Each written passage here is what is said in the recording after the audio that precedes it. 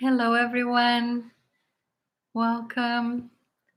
Thank you for being here. Thank you for your commitment. Thank you for joining yourself, joining your own being within, and me as I am doing the live. It's often a bit strange to be here by myself in front of the camera and not quite knowing where to look to emulate me looking at you. So know that if I could look at you, I would. So thank you. Yeah, I don't know how many days we have left, but I know that we have 2 days before this powerful eclipse. So we are feeling a lot. I'm certainly feeling a lot. If you have any planets in, oh no, I forgot, I think in Taurus. The moon is in Taurus and the sun is in Scorpio. So if you have any planets in those two positions, and then of course it's deeper than that. If you really want to know your astrology, it really is deeper than that. But you will be feeling it if it is at a degree that is, I think if I remember, it's 19 degrees of Taurus. So let me know if I'm wrong. If you have, usually if you know the degree of the eclipse, then look at the same degree in your own chart, because you will have some kind of alignment, whether it is obviously a conjunction or a trine or a sextile or a square. You will have influences. We're always being influenced by the stars. We're always being influenced by the planets. So it's good. It's good to know your astrology. Know as much as you're able, but it's really good. 27 degrees. Thank you. Thank you. Yes. 27 degrees is on my AC. So yeah, powerful time. I'm certainly feeling emotional lately. So I don't know how is it playing out with you.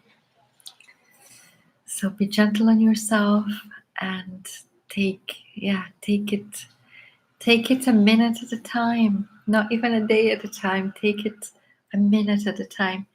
We have realized that having, thank you, Illa, in Taurus. Okay, the moon is in Taurus and the sun is in Scorpio, right? Yes, so we have realized that 1 minute is really powerful. If you've been with me throughout the 108 days project, we know that 1 minute can change everything. And now we're doing 3 minutes. So take a minute at a time and feel yourself experiencing it and changing it if you're feeling emotions. So I wanted to talk a little bit about, I don't know if I have the time now, I wanted to talk to you a bit about free will. And, oh, thank you, Ella. I read your comment. So free will. What is free will? And do we really have free will? Obviously, what is playing out in our society, wherever we are in the world, we're being influenced and somewhat, can I use the word control here? I don't know if I can. So let's say guided. We're being guided by governments. And without going into that, we also have our own sovereign freedom, right? Our own self, our being that I always talk about, to connect with our being. So free will is part of that. It's part of us being fully in the origin of who we are as a soul before we became a citizen of a country or before we became anything. We are sovereign because we come as a free being, as a soul on planet Earth. And if you have worked with me before, and I'm sure you know this by yourself, that the soul has many timelines. You can call them lifetimes, but they're really happening consecutively at the same time. So when I talk about the fields of consciousness collapsing, when you are fully sensory and you are perceiving everything, you can collapse everything into this one center point. That's when you turn it around in a toroidal field. And likewise, our timelines, wherever we're experiencing life in this moment, wherever we're focusing on, that's our lifetime, but it's also a timeline. It's a reality. Let's call it a reality. So within this reality, we have free will from the soul. It doesn't mean that we have free will in the society that we're born in. We may have constricting laws, or let's not go into it, but you know what I mean. So on the level of the soul, we have free will. On the level of the soul, we have an immense capability as a multi-dimensional being in this multiverse, having many experiences. Do you get what I'm saying? So free will is real, and it's also dependable. Maybe this is not something what you saw before. It's also dependable on your level of evolution. I have discovered in my own life that free will comes when we are still learning, when we are still unraveling who we are. Kitty. And then the moment that we are aware, the moment we're fully aware and fully sensory, free will plays less of a part. We're still free, sovereign, and noble souls, noble in the heart. But I have to say, we have more response to respond to. We are invited to choose our response wisely in the light of the soul. So it looks like that we would have, all of these choices. Do I go and eat chocolate now? Do I go to a party? Do I go to sleep and take a rest? But on the level of the soul, that is really the evolutionary cycle. If we are in service to humanity, I have found that there is less leeway in terms of free will because of our ability to see. So we no longer have to taste an experience and then realize, oh, that wasn't quite what I wanted. Or maybe create an imbalance so that we would learn something and then go, okay, now I figured this out.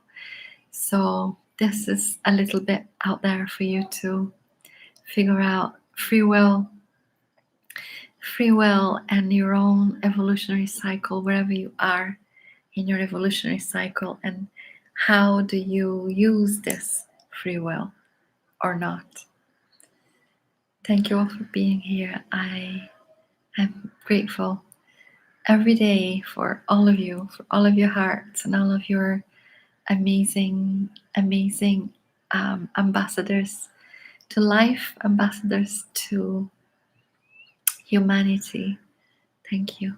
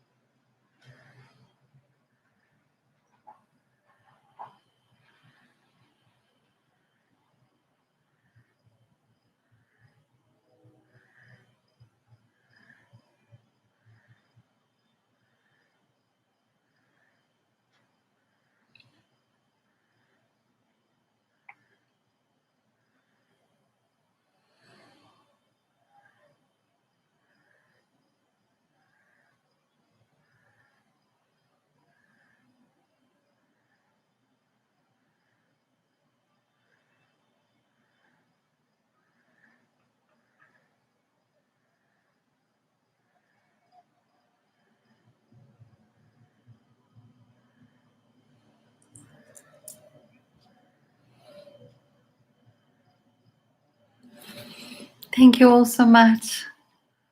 Thank you for being here. Just for the purpose of this video, I am repeating myself. You're always sovereign. You're always free.